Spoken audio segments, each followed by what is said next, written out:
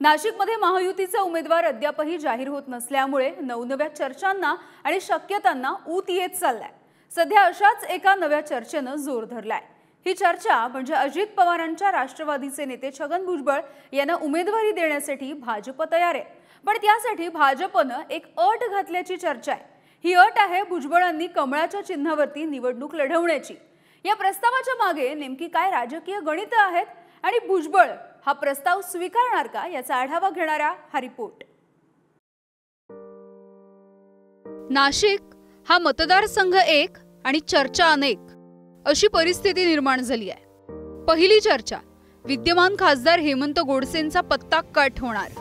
दुसरी चर्चा शिंदेंच्या शिवसेनेकडील जागा राष्ट्रवादीकडे जाणार। तिसरी चर्चा छगन भुजबळांना राष्ट्रवादीकडून उमेदवारी मिळणार। आणि आता चौथी चर्चा कमळावरती निवडणूक लढवण्याचा भुजबळांना प्रस्ताव। ओबीसी मतपेटीत भाजपकडे वळवण्यासाठी पक्षश्रेष्ठींची खेळी। भाजपकडून माळी, धनगर आणि वंजारी हा माधव फॉर्म्युला पुढे। बीडमधून वंजारी समाजाच्या नेत्या पंकजा मुंडे, धनगर समाजाचे नेते महादेव जानकर परभणीमधून निवडणूक लढवतायत। नाशिकमधून माळी समाजाचे नेते भुजबळांना उमेदवारी देण्याची तयारी होतीये। 3 मोठ्या नेत्यांना उमेदवारी दिल्यामुळे ओबीसी समाज महायुतीच्या मागे राहील असा भाजपचा कयास आहे। अजित दादा प्रफुल्ल पटेल यांचं म्हणणं असं आहे की वरून सांगण्यात आलं की ती जागा तुम्हाला घ्यायची असेल आणि घ्या, परंतु छगन भुजबळांना तिथे उभं करा असं त्यांनी मला सांगितलं। आता बाकी याच्यापेक्षा जास्त मी काही सांगू शकत नाही।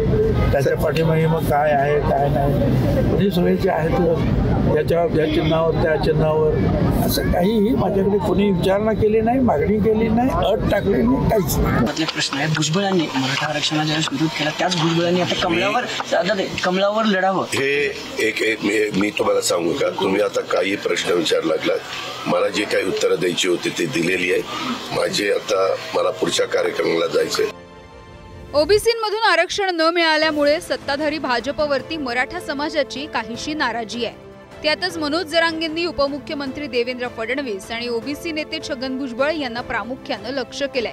अशा परिस्थितीमध्ये छगन भुजबळांनी कमळ चिन्हावरती निवडणूक लढवावी यासाठी थेट दिल्लीमधून सूत्र हलवण्यात आल्याचं कळतंय, जेणेकरून अन्य मतदारसंघांमध्ये ओबीसी मतं भाजपकडे वळवण्यासाठी ही खेळी उपयोगी ठरेल असाही अंदाज असल्याचं सांगितलं जातंय।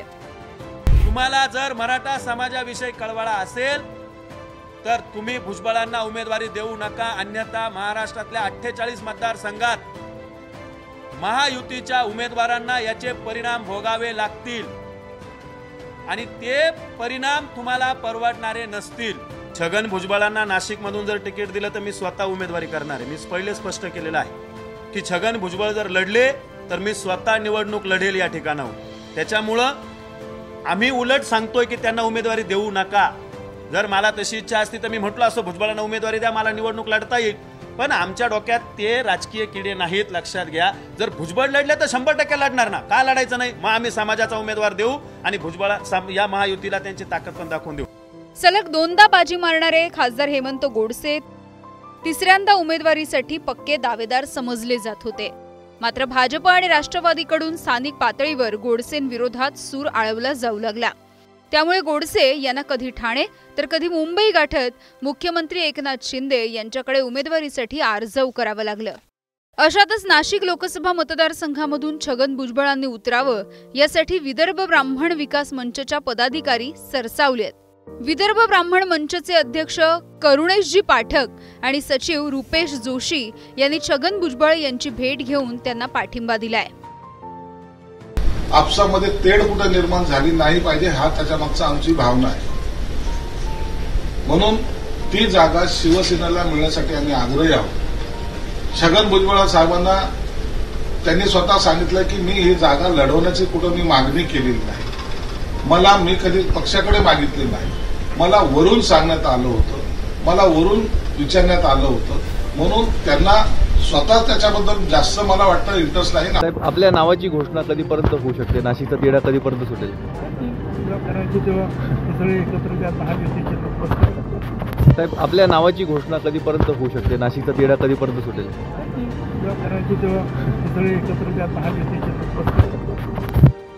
पंतप्रधानपदी नरेंद्र मोदी यांना तिसऱ्यांदा बसवण्यासाठी भाजपनं चंग बांधलाय। त्यासाठी एक एक जागा काबीज करणं महत्त्वाचं असल्यामुळे भाजपनं नाशिकबाबत सावध पावलं उचलायला सुरुवात केली आहे। त्याचाच एक भाग म्हणून भाजपने तात्काळ सर्वेक्षण करून उमेदवारी निश्चित करण्याचा निर्णय घेतलाय। या सर्वेक्षणाच्या दरम्यान भाजप शिंदे गटामधून उमेदवारीसाठी अन्य सुद्धा काही नावं पुढे येत आहेत, परंतु सर्वेक्षणामध्ये छगन भुजबळ यांचं नाव आघाडीवरती असल्याचं कळतंय। त्यामुळे नाशिकच्या उमेदवारीसाठी भुजबळ यांच्याच नावावरती शिक्कामोर्तब होण्याची चर्चा आहे। किरण ताजणे, पुढारी न्यूज, नाशिक।